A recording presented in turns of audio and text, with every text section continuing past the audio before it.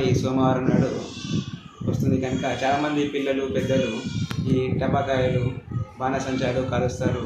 వీటి వల్ల చాలా ప్రమాదం ఉంటుంది. సో వీటి వల్ల స్మోకు అండ్ కార్బన్ ఎక్కువగా లంగ్స్లోకి వెళ్ళడం వల్ల ఊపిరితిత్తులకు సంబంధించిన ఆస్తమా కానీ న్యూమోనియా డెవలప్ కావడం కానీ, స్కిన్కి సంబంధించిన కొందరు ఈ మధ్య పిల్లలు పటాకులు కాలవడం వల్ల స్కిన్ డ్యామేజ్ కూడా అయింది, స్కిన్ బంద్ కూడా అయింది. వీటి వల్ల కొంచెం జాగ్రత్తగా ఉండండి. పిల్లలకు ఈ బాణసంచాలు ఇక పటాకులు ఇవ్వకండి. ఇక్కడ పెద్దల సమక్షంలోనే ఈ పటాకులు కాల్చడం అనేది, మాస్క్ పెట్టుకొని పటాకులు కాల్చడం, దూరం నుంచి పటాకులు కాల్చడం అనేది మీరు అలవాటు చేయండి.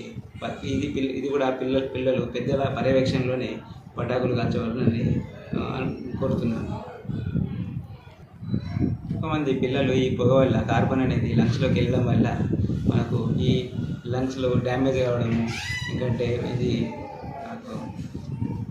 న్యూమోనియా డెవలప్ కావడము, ఆస్తమా డెవలప్ అవుతుంది. ఎందుకంటే ఆ కార్బన్ అనేది ఎయిర్వేస్ అనేది మనకు కన్స్ట్రిక్ట్ సెన్సిటివ్ అవుతుంది. దీనివల్ల రేపొద్దున ఇలా రిపీటెడ్గా మనకు దుమ్ముకు, డస్ట్కు అండ్ పొగకు ఇలా ఎక్స్పోజ్ అవ్వడం వల్ల లంగ్స్ అనేది ఫ్యూచర్లో ఆస్తమా, శ్వాసకోశ సంబంధ వ్యాధులు ఇట్లాంటి ఎక్స్పోజర్ అయ్యే ప్రమాదము ఉంటుంది.